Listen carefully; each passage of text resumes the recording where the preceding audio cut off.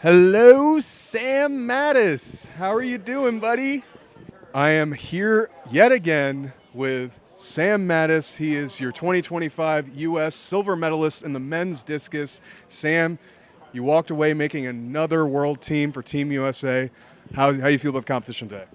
It wasn't bad. I thought I definitely should have done better, but people stepped up. Really happy for Marcus. It was another really good discus competition. Like 64 not making the team's wild when some years in the past 64 would win. So it's cool to see the sport continuing to get better, and one day I'll win one of these again. So let's take it back to last year. That was probably one of the deepest competitions in not only U.S. history, but also the sports history of discus throwing. How were you thinking that, how were you prepping this year mentally, knowing that a competition like that was going to be a possibility where potentially 7 guys with the ability to qualify for the team could throw 65 in this meet? Yeah, I mean, it almost happened again. I don't know how many people threw 64 or 63 high, but it was definitely a bunch. So I knew what I had to do. I was having pretty good training leading into this and did okay. Can't be mad. Got a free trip to Tokyo. So Yeah, so we've talked before how you're probably one of the most consistent performers for Team USA when it comes to the World Championships, Olympic Games. How are you approaching Tokyo? Are you doing anything different from previous years? I think we're just going to emphasize kind of being a little more connected with the disc and the rhythm. I think last year and in years past at Worlds, like I just haven't. I've had good movement, but not necessarily consistent like connection on the finish. So I think we're going to be searching for that and being consistent at a high level there. So I think if you look at the marks you've had throughout the season, this might be considered one of your most consistent years that you've ever had, if not the most consistent. You hit new personal best, 2 new personal bests, starting at San Diego, then at Ramona, going, oh, you hit 3? 68, 77. Right, you hit 70 at the first Ramona meet. So 3 different meets over personal best, 2 meets over 70 meters, 2 at Ramona. You finished out with 71.27. You're the number 2 American all time. How do you feel about this season overall?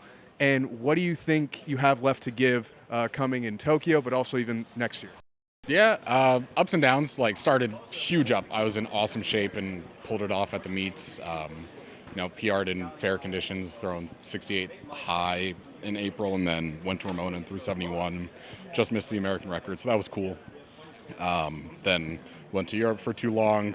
Big dip in form. It's just hard to travel like that.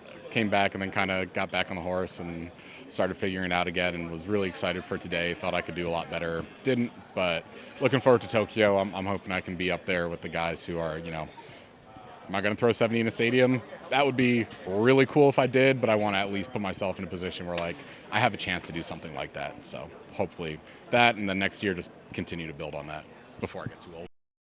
So I've been speaking with Dane this whole week. He really has been doing, it seems like he's really simplified the way you guys approach technique this year. And from what I've seen, this has been the most consistent in terms of very good movement throughout each meet. The practices I've seen you come into this competition were very, very, very high level in terms of your movement. What is it you think is leading to your more consistent throws, but also your more consistent technique? I think it's just that simplification. Like, I'm 31 at this point. I've been doing this for like 16 years. I've got a decent feel for the movement, so we're not trying to change anything crazy. It's just do the good things I'm doing well, maybe work on some things here and there, but just make sure it's a good rhythm every time. We're not killing ourselves in the weight room. Like, I'm lifting heavy on occasion, but it's not to the point where, like, I can't walk or throw. So it's just really focusing on the throw itself and making sure that they're consistent. I think you sort of answered this, but let's just walk this back. Like, what is it going to be the game plan going to Tokyo? Are you doing any more meets? Are you going to change up anything in regards to how you're approaching your technique for competition, or even just the fact that it is later in the year in September? What's your game plan going to Tokyo? Hopefully throw far.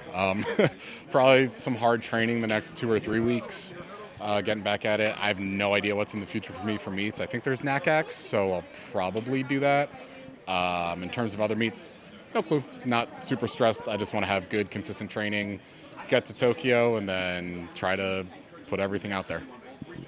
Awesome, Sam. Thank you so much. Congratulations, buddy.